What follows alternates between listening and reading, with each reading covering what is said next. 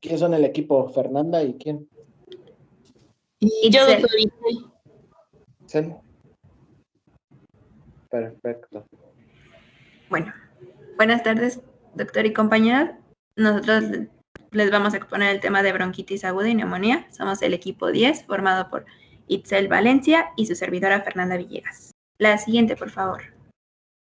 Bueno, este va a ser el contenido de nuestros dos temas. La siguiente, por favor. Y iniciaremos por bronquitis aguda. En sus cámaras, por favor.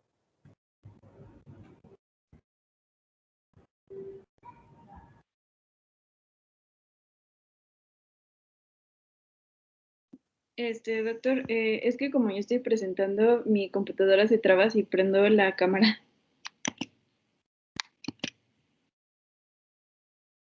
Listo. La siguiente, por favor. Ok. Bueno, primero tenemos la definición y lo definimos como un síndrome clínico que se refiere pues a un proceso inflamatorio autolimitado relativamente breve, esto es menos de 3 meses, de las vías respiratorias grandes y de tamaño medio, que no se asocie a signos de neumonía en las radiografías torácicas. La siguiente, por favor. En cuanto a la epidemiología, tenemos que este es uno de los diagnósticos más frecuentes en la consulta de medicina general y se estima una incidencia de 50 a 60 casos por 1000 habitantes al año.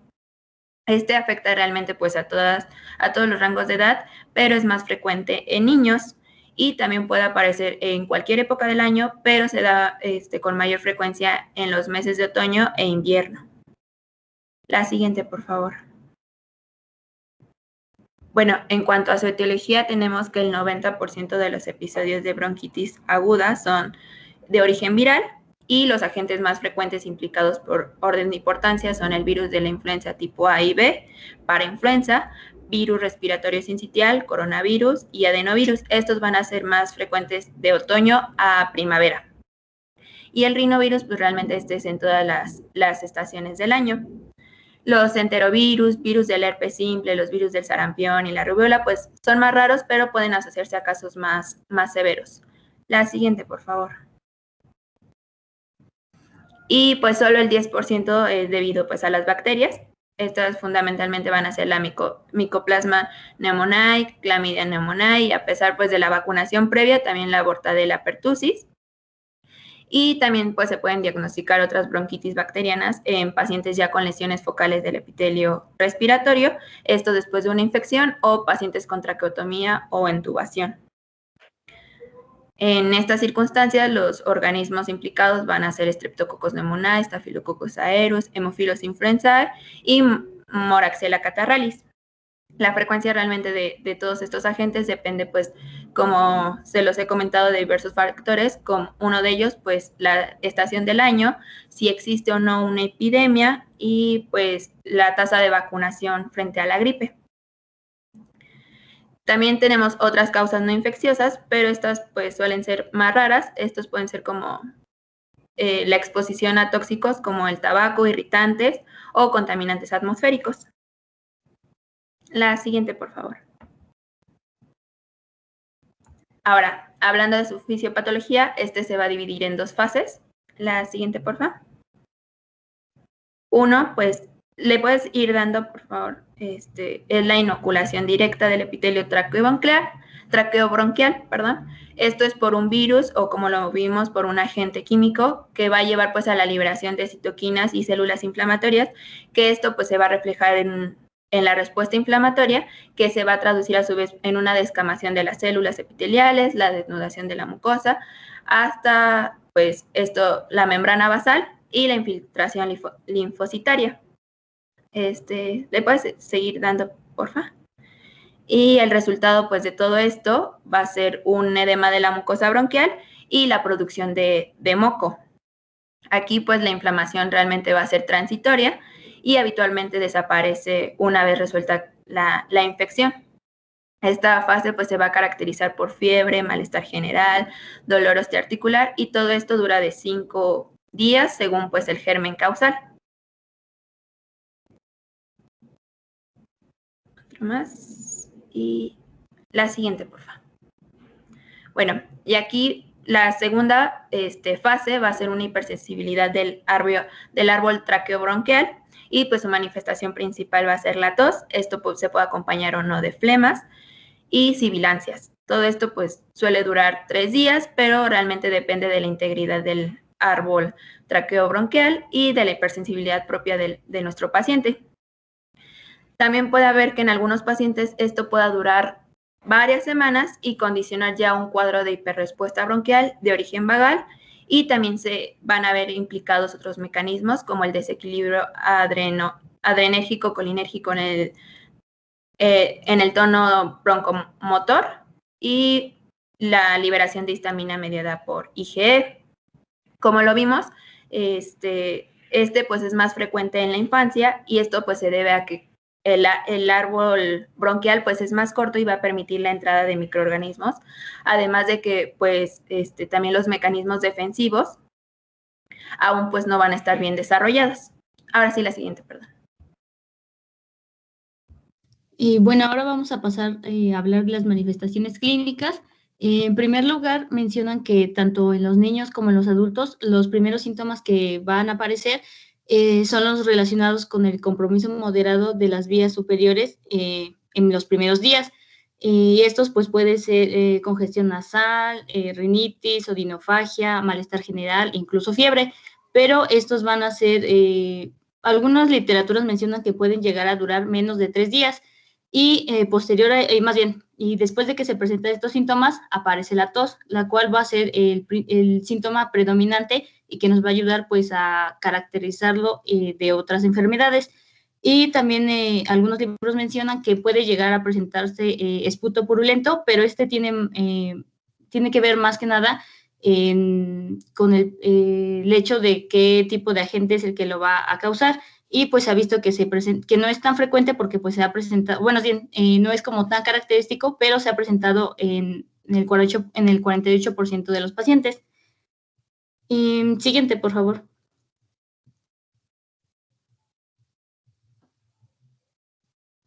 Y bueno, el diagnóstico pues va a ser predominantemente clínico, y aquí el objetivo principal que tenemos que lograr es poder diferenciarlo más bien realizar un diagnóstico diferencial con otras patologías, porque pues pueden llegar a confundirse o a parecerse incluso los síntomas que tiene la neumonía, que es el tema que vamos a ver ahorita, y también el asma. Entonces pues es importante hacer un buen diagnóstico diferencial. Y bueno, aquí igual nos menciona que debemos de sospechar que se trata de una bronquitis aguda cuando la tos es el síntoma que más predomina. Y aquí mencionan que pues no se recomiendan otros estudios complementarios como los cultivos o las radiografías para hacer el diagnóstico. Sí nos sirven, pero para establecer el diagnóstico diferencial, es decir, si nosotros pensamos que pudiera tener neumonía, es cuando se le indica, o sea, solamente para el diagnóstico diferencial, porque pues habían estudios en los que se habían realizado pues estos auxiliares diagnósticos, y se había visto que los resultados que arrojaban estos no cambiaban el manejo posterior que se le iba a dar a los pacientes.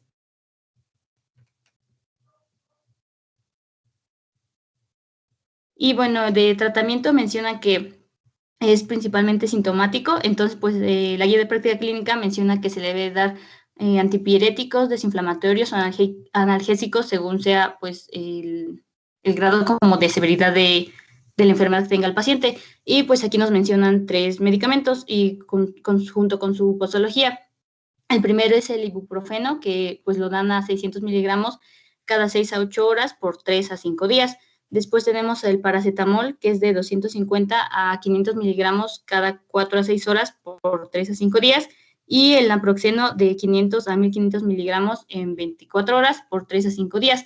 Aparte de darle este medicamento al paciente, mencionan que es importante que se les dé a conocer algunos datos de alarma que ellos pudieran llegar a presentar, que puede ser dificultad respiratoria, fiebre, sibilancias, hemoptisis o somnolencia.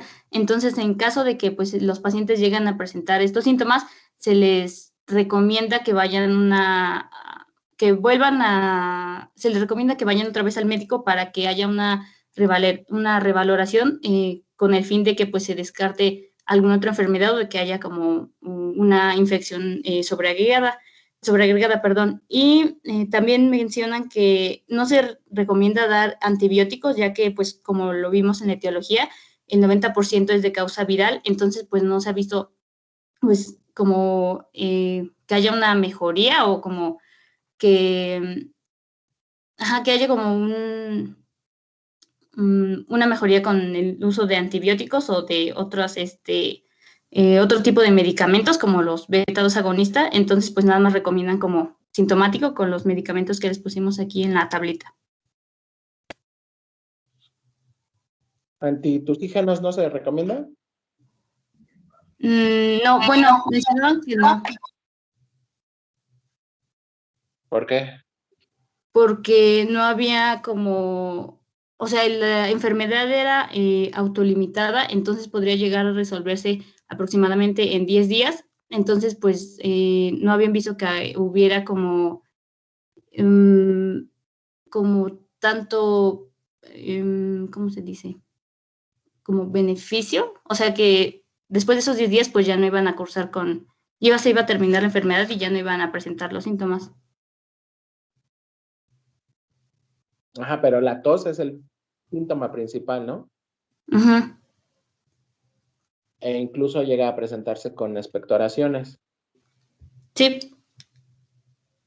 ¿Y no se recomienda nada más por lo que dices, el uso de antitusígeno? ¿O por qué otra situación no se recomienda?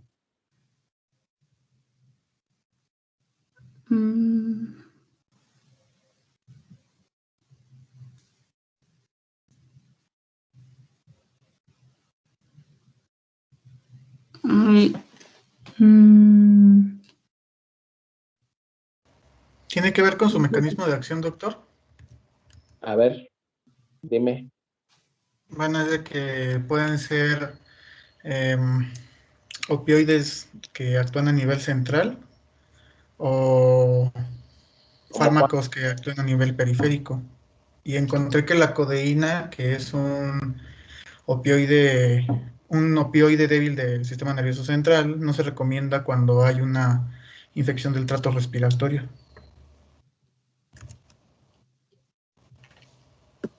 ¿Alguien más leyó por qué no se recomiendan los antitusivos o antitusígenos, siendo aún que el principal síntoma de esta afectación es la tos?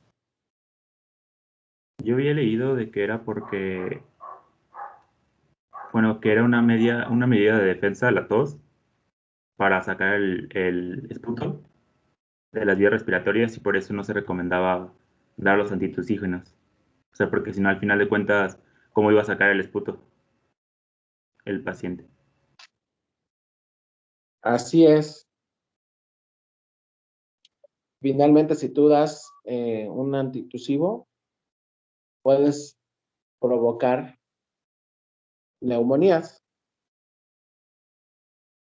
porque pues no estás favoreciendo la respuesta del organismo hacia la defensa del microorganismo, de expulsarlo con el esputo. Y entonces, si tú das antitusivos, pues favoreces el que las expectoraciones se queden en el tracto respiratorio y esto favorece a la complicación de la bronquitis. Una de las complicaciones de la bronquitis, pues, es la neumonía.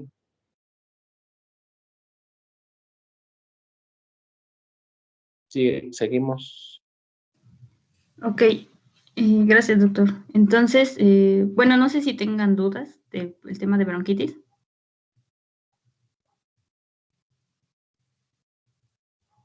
Bueno, yo había investigado que los antibióticos solamente se recomiendan si existe un riesgo de complicación. Ya vimos que el 90% pues, de las bronquitis son de etiología viral, pero pues leí que se dan los antibióticos en caso de que exista pues, una enfermedad sistémica, que existan comorbilidades cardíacas, pulmonares, renales, hepáticas, neuromusculares.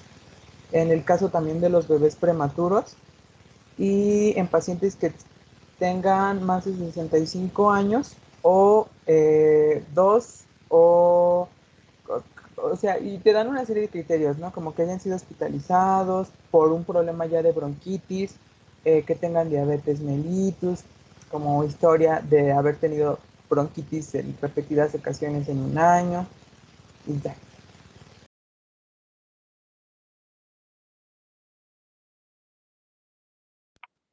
Así es. O solamente también cuando en ciertas situaciones, pues solicites el cultivo con antibiograma y ya también te diga que hay una infección bacteriana agregada.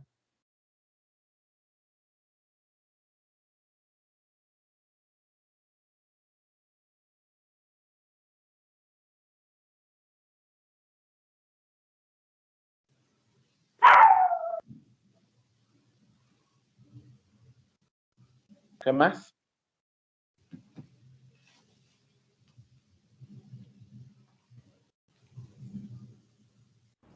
Bueno, y seguimos con neumonía. La siguiente, por favor.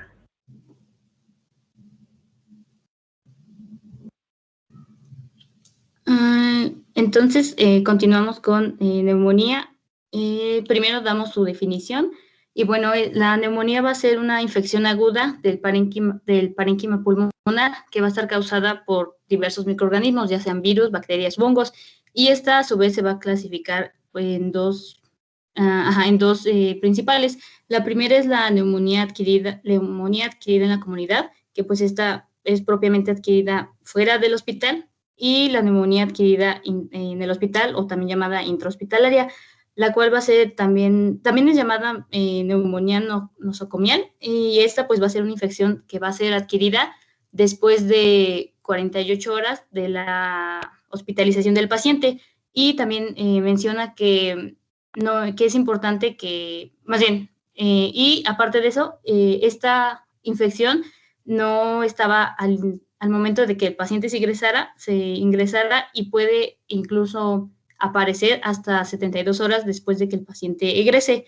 Y aquí mismo hay como otra categoría, que es la neumonía asociada a ventilación, y que pues esta ocurre en los pacientes, como lo dice la definición, han recibido algún tipo de ventilación mecánica.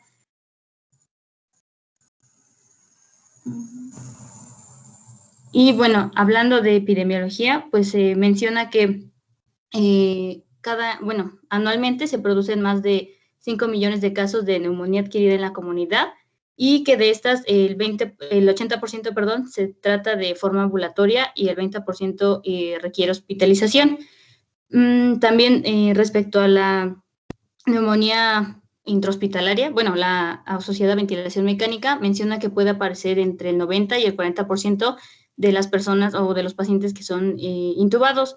Y también menciona que la neumonía intrahospitalaria es la segunda causa más frecuente de infecciones intrahospitalarias, o también llamadas enfermedades nosocomiales.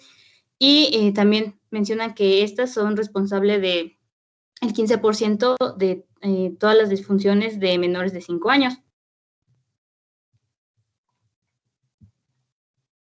Y bueno, tenemos a su etiología.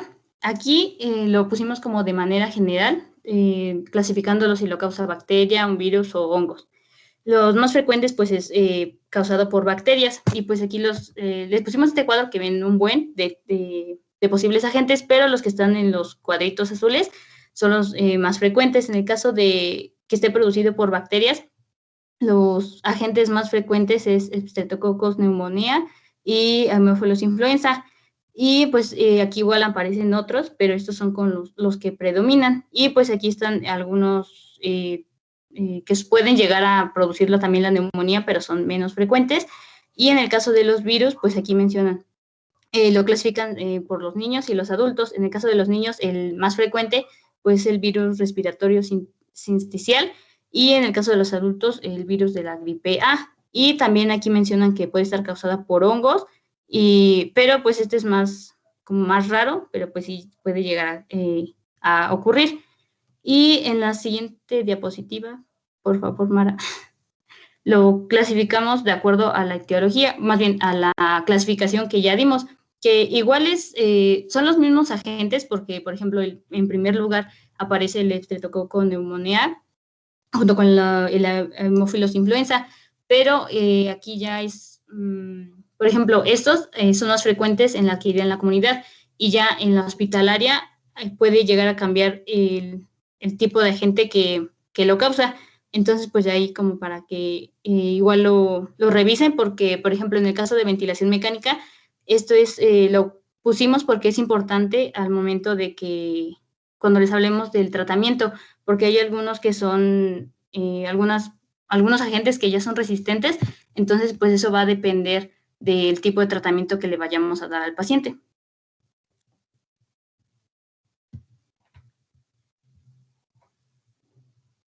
Y bueno, en factores de riesgo para las 3 neumonías, los agrupamos en esos grupitos. Los primeros son las enfermedades que pueden llegar a alterar la fisiología de las vías respiratorias. Y en este caso pusimos EPOC, bronquiectasias, fibrosis quística, entre otras. Después tenemos a las enfermedades que causan inmunosupresión, como diabetes mellitus, VIH, trasplante de órganos, e incluso mencionan que el uso de algunos medicamentos o que los pacientes estén recibiendo quimioterapia.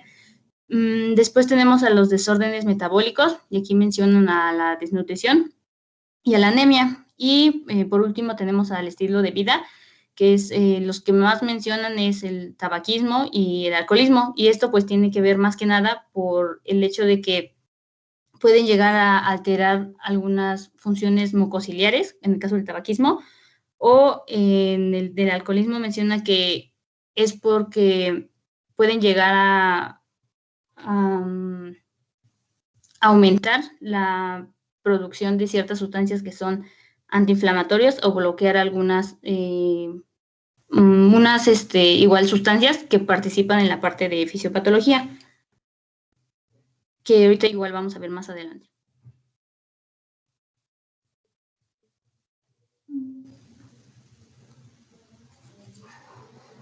Y ya después aquí les agrupamos los factores de riesgo que están más asociados a la neumonía asociada a ventilación mecánica. Y pues aquí la guía de práctica clínica menciona varios, pero tratamos de poner como los más importantes, que el primero pues es la intubación endotraqueal. El siguiente factor es que el paciente tenga una ventilación mecánica por mayor de 7 días, también al igual que su estancia hospitalaria pues sea prolongada, junto con la presencia de dispositivos invasivos, y aquí pues mencionaban el uso de sondas Foley y también el uso previo de antimicrobianos, y pues en este caso igual lo dividían o lo mencionaban que este uso de medicamentos fuera mayor a 90 días o fuera en un periodo anterior a 90 días de que el paciente estaba hospitalizado.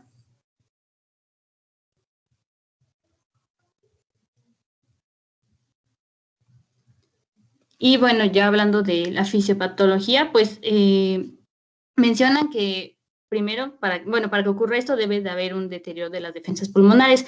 Entonces, como defensas, pues tenemos las barreras anatómicas. Aquí mencionan que tanto las vibrisas como los cornetes de las vías nasales van a capturar pues los agentes y en este caso pues van a impedir que lleguen a las partes bajas de las vías respiratorias. Y esto se va a ayudar de las demás defensas, que es el sistema mucociliar, la flora y la parte humoral. En el caso del sistema mucociliar, pues ayuda a que el patógeno sea pues eliminado por vía ascendente, y en el caso de la flora, pues menciona que la flora normal que tiene las vías respiratorias impide que las bacterias patógenas que lleguen a colonizar la parte del tracto respiratorio puedan adherirse y proliferen. Entonces, pues así se reduce el riesgo de que haya una infección. Y en el caso también de la parte humoral, pues se refiere más que nada a los anticuerpos, a las citocinas, a los factores de complemento que pues van a estar igual ayudando a que no haya una colonización. Y siguiente, por favor. Entonces, ahorita lo que vimos ahorita fue las defensas pulmonares de manera normal, o sea, es decir, que ayudan a que haya una colonización y posteriormente una infección.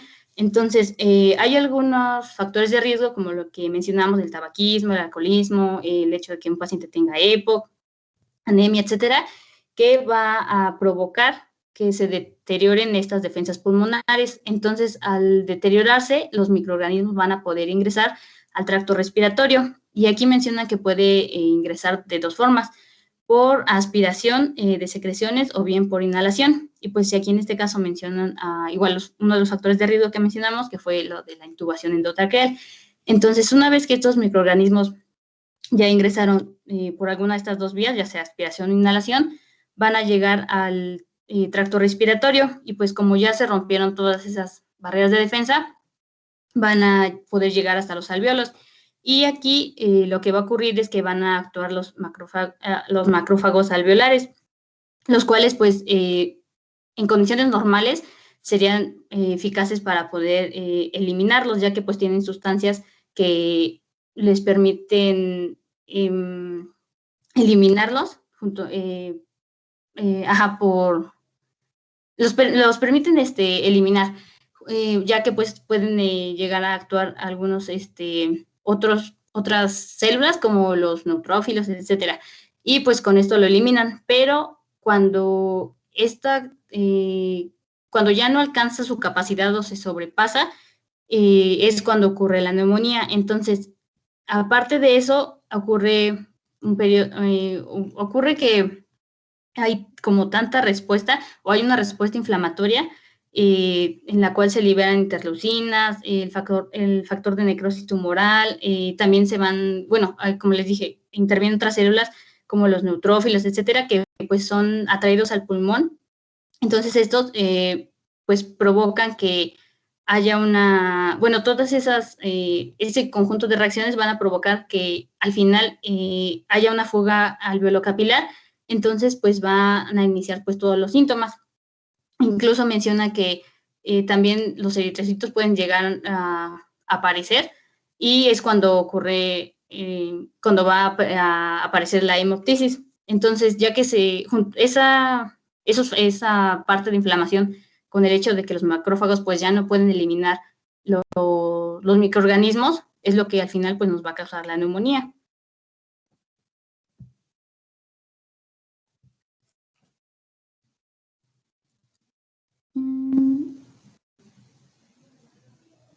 Y aquí igual les puse como una imagen como más esquemática, donde se ve del lado izquierdo de forma normal cómo está el alvéolo y del lado derecho pues cómo va pasando todo el proceso. Si le das de la anterior, Mara, por favor.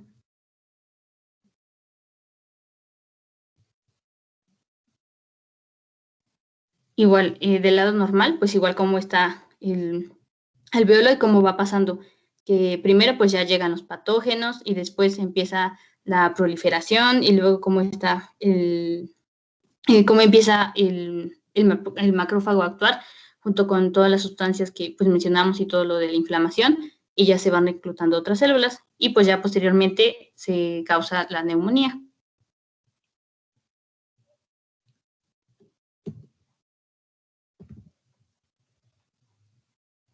Y aquí igual es cómo se ve de forma normal y cómo después ya se va creando toda la inflamación. Bueno, y como nos lo estaba comentando Itzel, bueno, la neumonía pues se va a caracterizar por ya una fiebre, una afectación del estado general, la fatiga, la cefalea, una pérdida del apetito y mialgias. Realmente estas son más frecuentes en la neumonía vírica que en la bacteriana. Pero pues también vamos a tener una combinación de síntomas atribuibles pues al aparato respiratorio. Estos son pues la tos, estos se presentan en el 90% de los casos, puede haber una expectoración y en la neumonía bacteriana se asocia pues con esputo purulento y raramente, como lo comentó Itzel, con sangre. Este es solo en el 15% de los casos.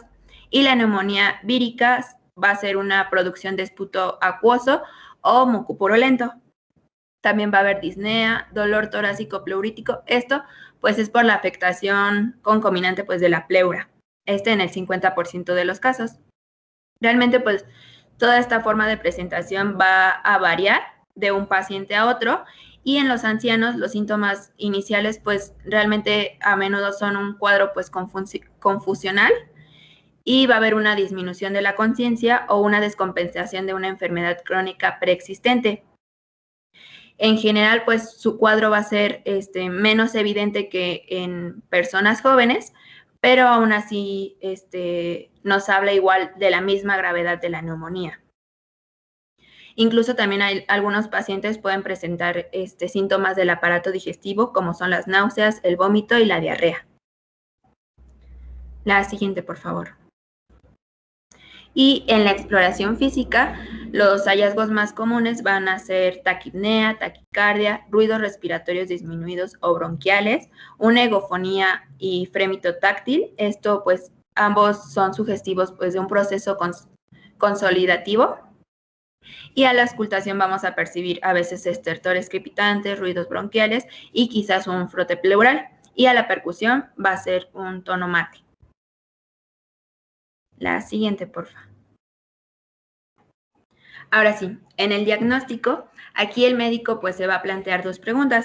La primera es si se trata realmente de una neumonía, porque como vemos, pues el cuadro clínico pues son síntomas de muchos procesos infecciosos. Entonces, pues aquí para contestar esta vamos a tener como dos apoyos. Uno es el diagnóstico clínico y la otra es la radiografía. Realmente, pues, en el diagnóstico clínico tenemos, pues, a la exploración física y a la historia clínica, pero estos aún así no nos van a poder, pues, confirmar el diagnóstico, ya que su sensibilidad y su especificidad de manera conjunta va a ser de 58 y 67%, pues, respectivamente, ¿no? Pero aún así nos van orientando. Y la radiografía de tórax, que es la que también nos menciona la guía de práctica clínica, esta pues se va a sugerir en todo paciente con datos sugestivos de neumonía. Esto para establecer la extensión, la localización y posible existencia de complicaciones, así como pues descartar pues otras enfermedades que, como vimos, cursen con las mismas manifestaciones clínicas, ¿no? La siguiente, por favor. En esta se va a observar un proceso una consolidación, o sea, una opacidad ya sea densa o esponjosa, con o sin broncograma aéreo, así como otros infiltrados o una infusión pleural. Aquí pues debemos tomar en cuenta que esta pues no nos permite aún así establecer un diagnóstico etiológico, ya que no hay un patrón radiológico exclusivo para cada microorganismo que nos provoque una neumonía. La siguiente, Mara. Este es un ejemplo. Y aquí tenemos otro. Y pues la radiografía sí se suele pues indicar posteriormente de nuestra historia clínica, pero aún así siempre también se debe de indicar otra para confirmar la resolución de la enfermedad, y esto es a las 4 semanas tras finalizar pues el tratamiento. La siguiente, porfa. Y como les dije, pues tenemos dos preguntas, y la segunda es ¿cuál es su causa? O sea, ya aquí necesitamos técnicas de laboratorio, y las que nos marca la guía de práctica clínica, una de ellas es la tinción Gram y el cultivo de esputo. Aquí la tinción Gram, va a ser un examen pues ya diagnóstico confiable para diagnosticar etiológicamente de manera temprana la neumonía, y esto pues nos va a ayudar a seleccionar el tratamiento antibiótico inicial. Pues se sugiere más, la guía de práctica clínica nos la sugiere más realizar en pacientes con neumonía asociada, neumonía adquirida en la comunidad de manera severa y cuando el paciente esté entubado.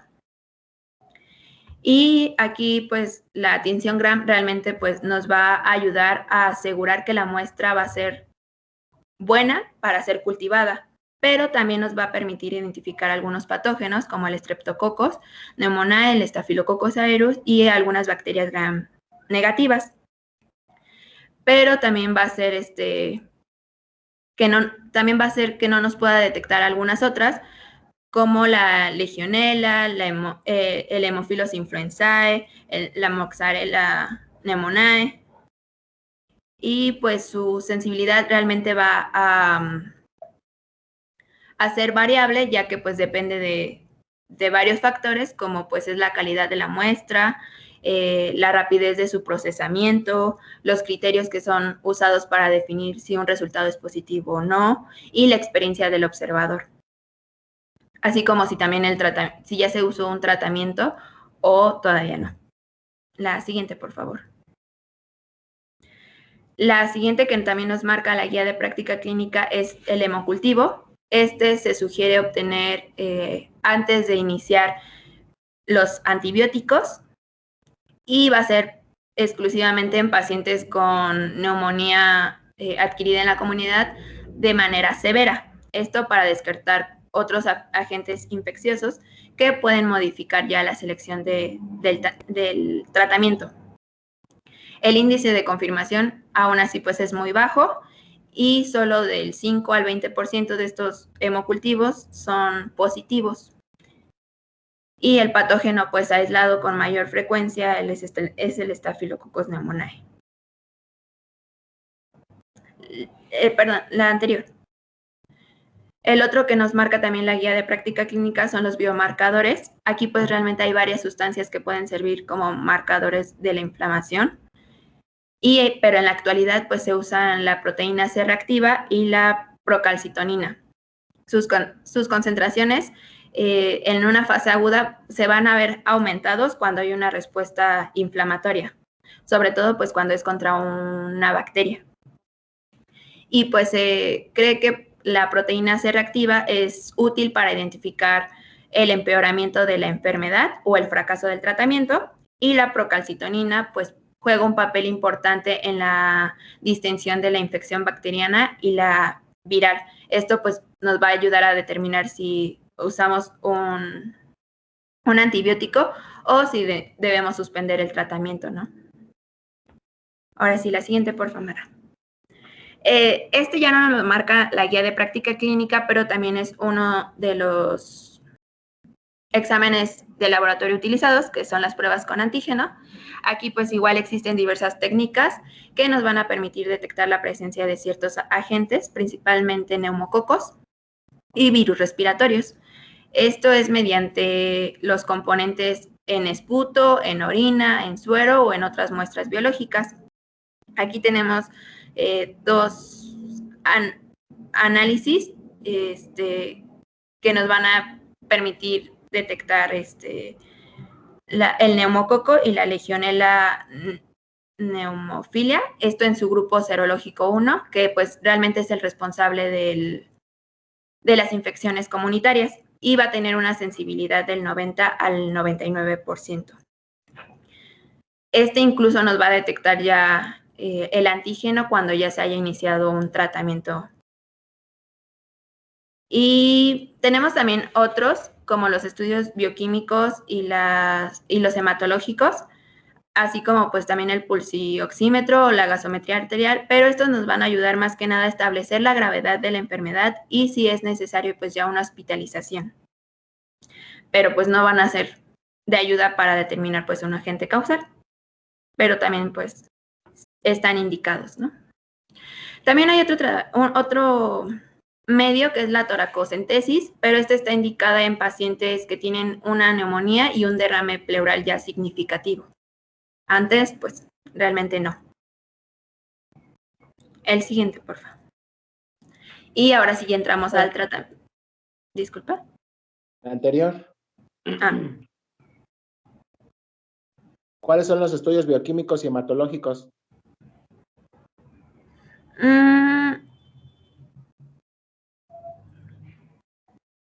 El hemograma y la bioquímica básica. ¿Y de qué nos sirven esos? El hemograma nos puede ayudar a detectar si hay una leucocitosis o una leucopenia intensa, y pues igual nos orienta a la gravedad. También la presencia de anemia o de trombopenia, y pues valora la situación general ya de nuestro paciente. Y la bioquímica básica, aquí podemos ver la presencia de hiponatremia, insuficiencia renal o hiperglucemia, así como también alteraciones de la función hepática. Bien. ¿Para qué sigue? Gracias. Bueno, la guía de práctica clínica nos dice que tenemos un manejo inicial, que incluye el uso de antibióticos, el reposo, fluidos y el manejo de complicaciones. Como recomendaciones tenemos la suplementación de oxígeno con ventilación, esta de manera no invasiva en pacientes adultos para mejorar pues su saturación de oxígeno en los gases en sangre arterial. Y también la reposición de líquidos y electrolitos, estos con una solución salina o solución glucosada al 5%. Y en el caso de que haya un dolor torácico, se sugiere pues el tratamiento con antiinflamatorios no esteroideos. Siguiente, Mara. Siguiente. Gracias. Aquí pues, como vimos, tenemos pues varias pruebas, pero también pueden ser un poco tardadas, entonces debemos iniciar el tratamiento rápidamente y para eso tenemos algunas escalas que nos ayudan a evaluar la gravedad de nuestro paciente, así también como pues determinar el lugar de tratamiento, si lo hospitalizamos o si puede hacer un tratamiento ambulatorio en casa. Una de ellas pues es la PCI o índice de gravedad de la neumonía. Este nos ayuda a identificar mejor a los sujetos con un riesgo bajo. Y para esto, también tenemos el CURP-65, pero ahorita se los voy a mostrar más adelante. La PCI pues se utiliza pues 20 variables, entre ellas pues incluye la edad, el sexo, diversas comorbilidades, los signos vitales, alteraciones analíticas y hallazgos radiográficos. Y aquí pues cada una tiene una puntuación y de acuerdo pues ya a la sumatoria de estos puntos se va a clasificar a los pacientes en 5 categorías o clases. Creo que se fue la presentación, ¿verdad?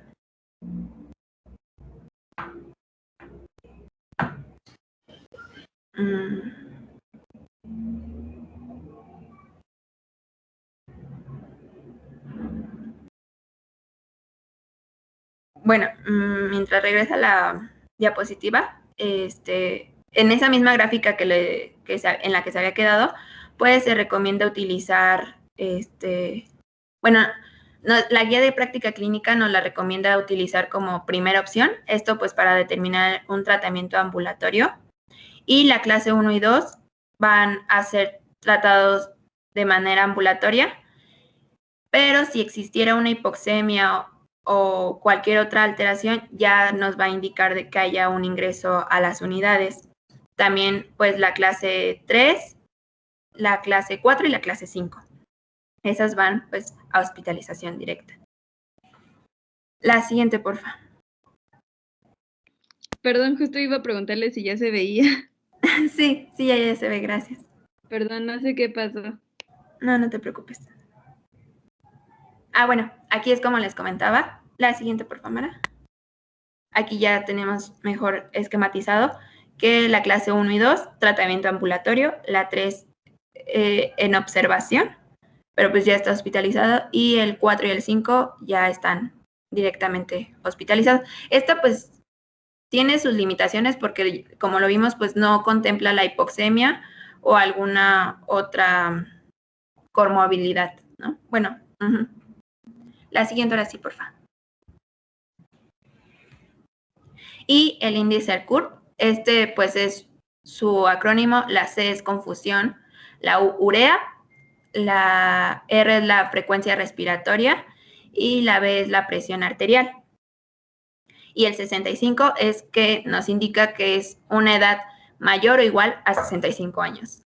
Este igual nos va a otorgar pues un punto para cada una de estas 5 variables y pues permite clasificar a los enfermos en 3 niveles de riesgo o gravedad. Se recomienda pues el ingreso hospitalario cuando la puntuación es igual o superior a un punto ya, y sobre todo si existen otros factores de gravedad como la hipoxemia o la presencia de infiltraciones multilobulares en una radiografía de tórax. Este, de hecho, nos va a ayudar a elegir el tratamiento antimicrobiano. Ahorita lo vamos a ver en el siguiente mapita. La siguiente, por favor, Mara. Aquí tenemos que en el tratamiento de la neumonía adquirida en la comunidad, vamos a tomar el CURP 65 como una medida para guiarnos. Y tenemos que 0, pues es tratamiento ambulatorio. Aquí en el tratamiento ambulatorio tenemos indicado la amoxicilina por vía oral en una dosis de 1 gramo cada 8 horas. Y en pacientes que fueran alérgicos a la penicilina, se sugiere iniciar con un macrólido, como la claritromicina, esto de 500 miligramos cada 12 horas, o la acitromicina igualmente oral, 500 miligramos cada esto de manera diaria. Ya en pacientes que tienen enfermedades crónicas u otros factores asociados pues a un mayor riesgo, ya sea por una infección de un microorganismo resistente, como es la influenza, que es uno de los mayores casos, en estos pues ya el tratamiento de elección va a ser una fluoroquinolona, como la levofloxacino de manera oral, 500 miligramos cada 12 horas. Y la siguiente, que es como lo vemos ya cuando sea una puntuación de 1 a 2, el tratamiento va a ser hospitalario. Aquí como no lo comentó Itzel, uno de los agentes es el Staphylococcus pneumoniae y hay una probabilidad también mayor de que sean agentes pues ya resistentes a los antibióticos. En estas circunstancias, pues el tratamiento empírico inicial debe incluir una cefalosporina de tercera generación. Esta es la cefotaxima de manera intravenosa, 1 gramo cada de 6 a 8 horas, o la ceftriaxona igual de manera intravenosa, 1 gramo cada 24 horas. O una como alternativa es la amoxicilina con ácido clavulánico, esta de manera igual intravenosa, de 1000 a 2000 en cuanto a la amoxicilina y de 200 miligramos en cuanto al ácido clavulánico. Esto es cada 8 horas. Y igual debe estar asociado a un macrólido como la claritromicina o la citromicina. Y ya en una puntuación de 3 a 4 es un tratamiento en la unidad de cuidados intensivos. Igual una cefalosporina de tercera generación. Esta es en dosis altas, como la cefotaxima. Estos son 2 gramos cada 6 horas y siempre asociado con un macrólido intravenoso. Si no se pudiera administrar pues el macrólido, se opta por una fluoroquinolona, puede ser la levofloxacina. De manera igual intravenosa, 500 miligramos cada 12 horas. ¿Hasta el momento alguna duda en cuanto al tratamiento? No, pero muchas gracias. Vale. Ahora sí, la siguiente, Mara, por favor. Este es el tratamiento en la neumonía intrahospitalaria. Aquí la selección pues del tratamiento empírico se va a efectuar de acuerdo pues al riesgo que tienen los pacientes para desarrollar una neumonía asociada a ventilación mecánica por microorganismos multiresistentes. Y también se va a instaurar, pues esto lo podemos clasificar de manera precoz o de inicio tardío. Y para esto pues tenemos los esquemas terapéuticos recomendados por las diferentes sociedades científicas internacionales, que se resumen pues en estas tablas. Esta y la siguiente, por favor. En estas dos, pero pues cuando les pasemos la presentación, lo checan ya más con detenimiento. La siguiente, por favor. Bueno, la guía de práctica clínica nos recomienda que en pacientes con bajo riesgo para desarrollar una infección por microorganismos multiresistentes, se va a iniciar un tratamiento con cefalosporinas de tercera generación, como la ceftriaxona, y nos dice que la posología va a ser en adultos 1 gramo al día de manera intramuscular o intravenosa, y en niños va de más de 45 kilogramos, va a ser 50 miligramos sobre kilo al día cada 24 horas. Bueno, la posología ahí se las voy a dejar y nada más les voy a decir como la manera en que se van a administrar los tratamientos, ¿no? Para no detenerme tanto en eso. Ya cuando se sospecha pues de microorganismos multiresistentes, aquí vamos a incluir el esquema de acuerdo a la flora, como nos lo habíamos comentado Itzel, que es importante, y a los patrones de resistencia locales.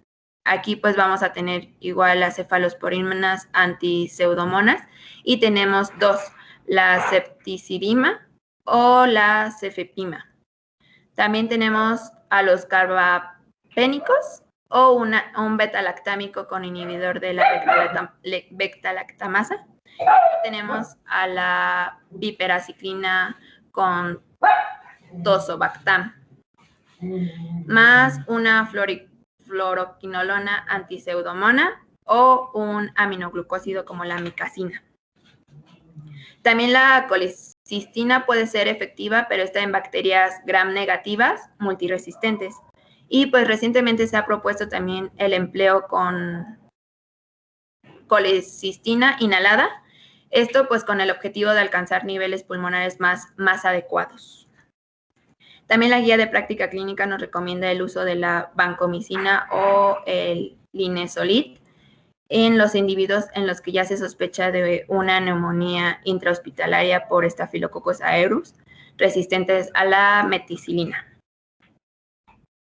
Todo este tratamiento pues no se debe de llevar a más de 14 a 21 días realmente.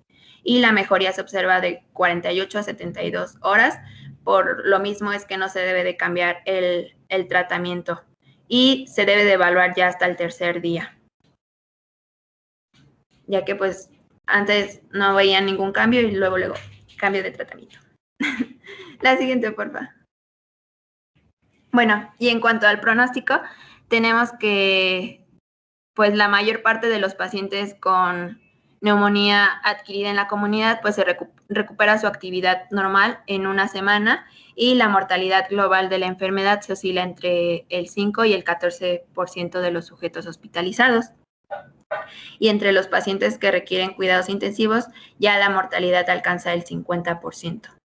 Pero pues en general la mortalidad pues va a aumentar con la edad, la frecuencia respiratoria, frecuencia cardíaca, cuando existe una hipotensión arterial o una hipotermia. También pues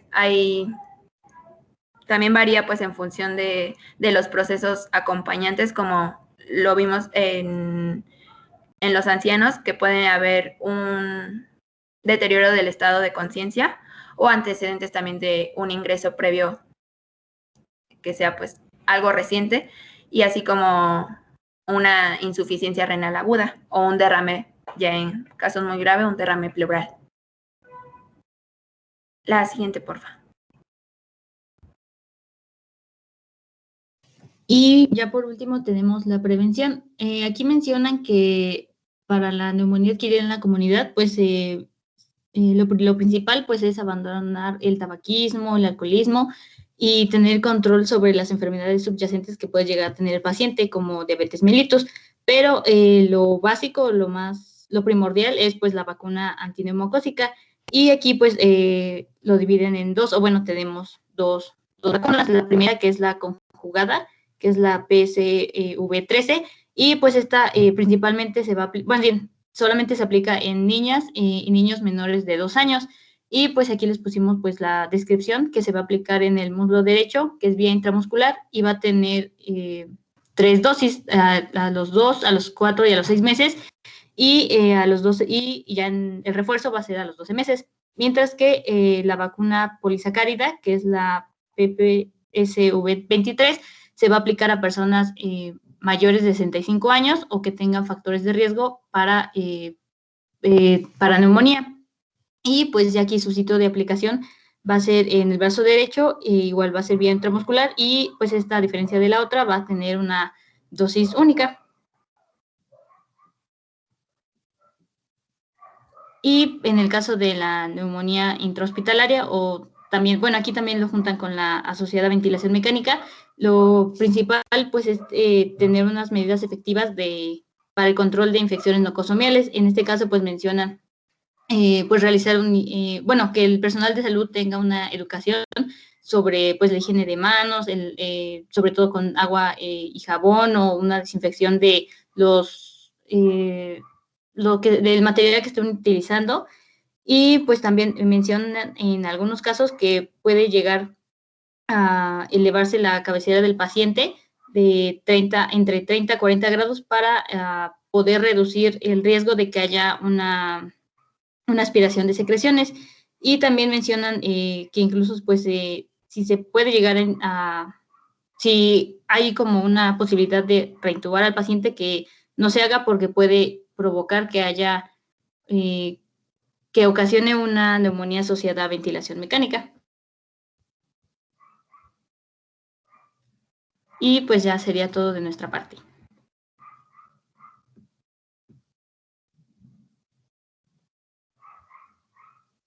¿Dudas, preguntas? Es que yo nada más quería mencionar algo.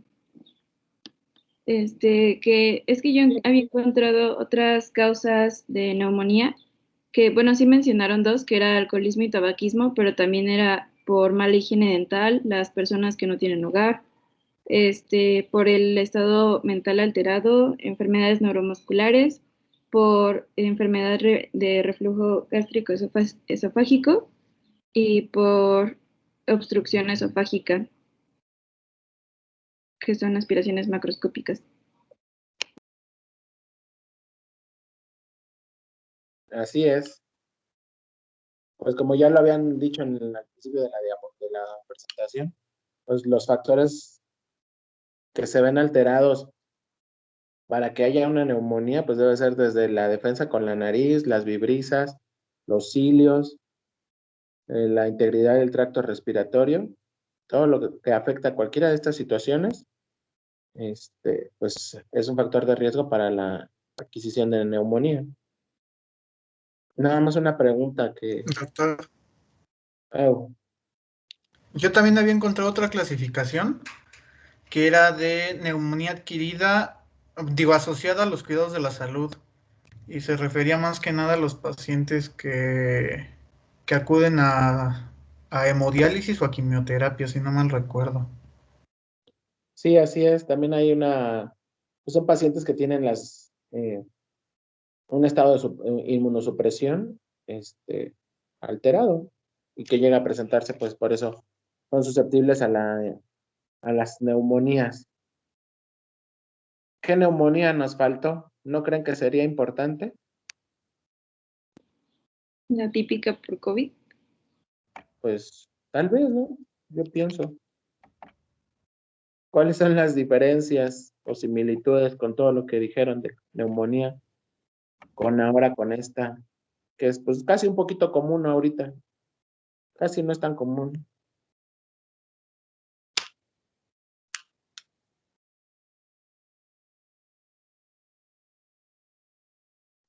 Pues Porque primero, también es adaptable en la comunidad, también tiene sus factores de riesgo que afecta principalmente a las personas inmunocomprometidas con enfermedad pulmonar obstructiva crónica, tabaquismo. También se llega a ver complicaciones. El tratamiento igual también cuando llega a haber infección bacteriana agregada, también se maneja con ceftriaxona, 1 gramo IV cada 12 horas, o con levofloxacino, 750 miligramos IV cada 24 horas.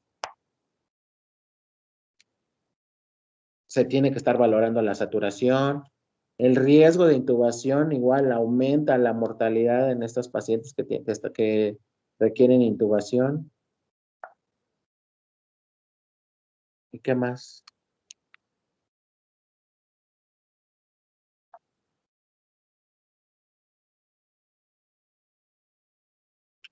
¿Qué más, chicas? Mara.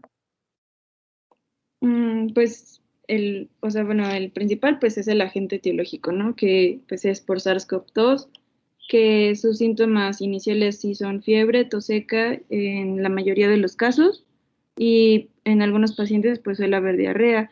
Luego, pues hay factores de riesgo, también se le deben preguntar al paciente, ¿no? Pues si estuvo en exposición, y bueno, al inicio se preguntaba si había viajado o algo así, pero pues ahorita ya, eso ya es más bien común, ¿no? En los exámenes de laboratorio yo había leído que era un estudio que era el NAT positivo, los leucocitos normales o pueden estar bajos, y pues la PCR elevada en el suero, y pues tiene varias etapas, que es la inicial, la progresiva y la avanzada. La inicial es por una opacidad pulmonar y se ve el vidrio esmerilado. En la progresiva ya hay múltiples opacidades y pues igual está el signo del vidrio esmerilado. Hay consolidaciones en las lesiones y el patrón pues va empeorando, y ya en la avanzada pues hay lesiones ya exudativas, hay difusas y hay un aumento de la densidad pulmonar. ¿Cómo se llama esa clasificación? Ay, no noté el nombre. Ya lo mencionaste, la clasificación radiológica de la afectación pulmonar.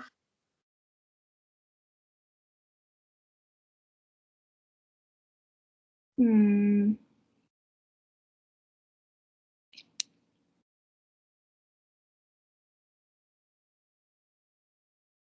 Porque pues ahorita aquí en el tema de neumonía, pues sí era importante mencionar esto del COVID, aunque no está en el temario, pero pues actualmente es de casi de todos los días platicamos algo sobre eso.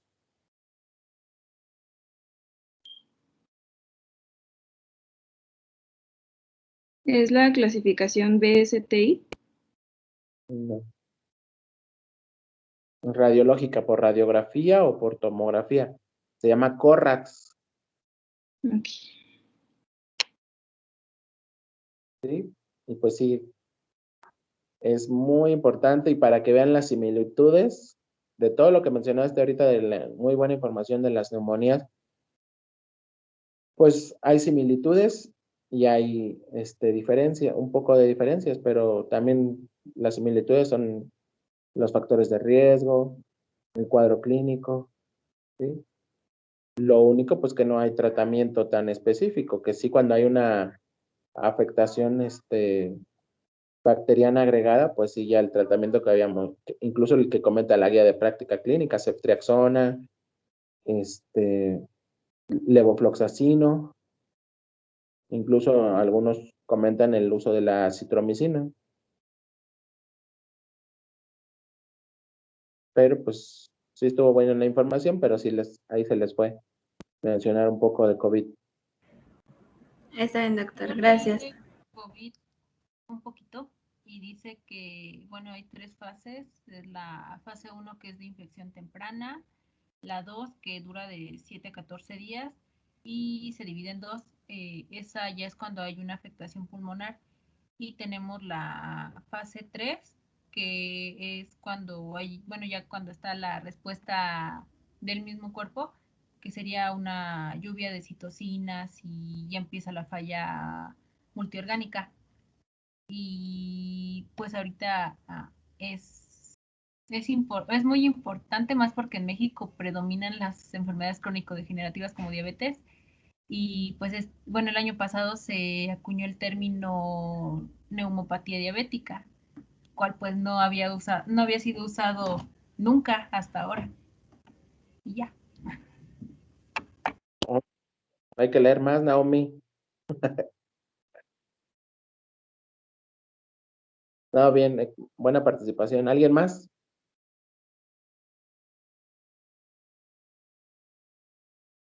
Que hayan leído, no que hayan visto en el Face o en Instagram, sino algo que hayan leído del COVID.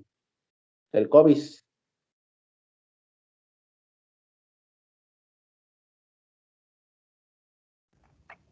También encontré un artículo en inglés, pero no, o sea, no estaba todavía al 100. Estaba traducido.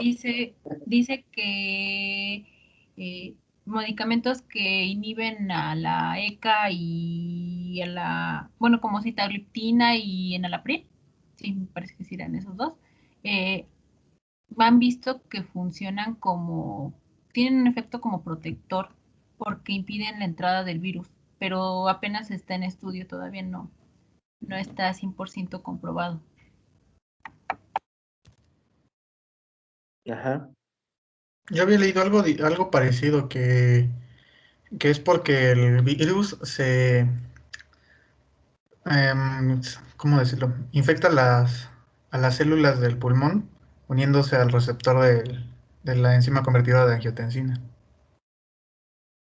Sí, pero sí, ahorita, si están leyendo neumonía, pues ahora sí que hay que despertar su curiosidad y leer un poquito más allá. ¿Cuáles son las características de las neumonías ahorita para lo de la clase? ¿Y qué características también tiene Porque van a encontrar que va a haber muchas similitudes con la neumonía COVID. Y ahorita, pues, ya hasta les han de estar preguntando a ustedes, oye, ¿qué te han dicho del COVID? No, pues no lo leímos. Vimos el tema de neumonía, pero no lo vimos.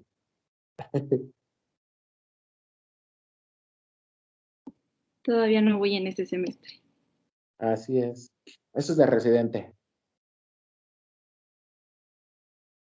Entonces, con este tema que vimos hoy, ¿seguimos atrasados? Con una clase. Lo que pasa es que el viernes teníamos que ver este tema y Ajá. la clase era a las 7 y cuando contactamos al doctor eran 7:30, me parece, y nos dijo que apenas iba saliendo del hospital, entonces que la clase se recorría para hoy a las 8 de la mañana y sí lo Ujú. esperamos a las 8:15 más o menos y le marcamos, bueno, yo le marqué y ya mis compañeros escucharon lo que me dijo y nos mencionó que pues en 15 minutos se conectaba, o sea, 8:30, y pues todavía nos quedamos 8:50 Seguimos ¿no? esperando que nos hable. Y no No llegó, les hablo. nos plantó. ¿Y hoy qué hubiera sido qué tema? Hoy hubiera sido, no, pues EPOC. EPOC. Bueno, pues a ver otra vez, entonces, Mara, si al ratito te intentas conectar con él, Ujú. no me avisas para pues otra vez vernos mañana. Ok. Doctor, nosotros en la rotación también no nos ha contestado desde el día de ayer que le mandamos mensaje. Entonces, no sé si otra vez le tengamos que mandar mensaje o esperamos a que conteste. Sí, otra vez, ¿no? De favor. Y me mandan mensaje, Andrea. Sí, porque igual el equipo pasado me comentó que no les respondió, creo. O sea, creo que era el equipo de Daniel. No respondió, pero me parece que el No estoy martes por la segura. mañana. Sí, no respondió, solo que el No, martes. fue hasta el lunes. Fue hasta el lunes en la noche. De la segunda semana. Ah, no, No, de la no, no. primera. Ajá. Ah, bueno, hoy apenas es lunes, ¿no? Y Sí. todavía, a ver qué, igual un mensajito, y si no, más al rato, ¿qué hora es? Ah, pues ya es un cuarto para las 6. Igual ahorita un mensajito y como a las 7, 8 una llamadita. Y a ver qué les dice y ya me contestan. Digo, ya me mandan mensaje. Sí, doctor. Muchas gracias. Linda, pon atención.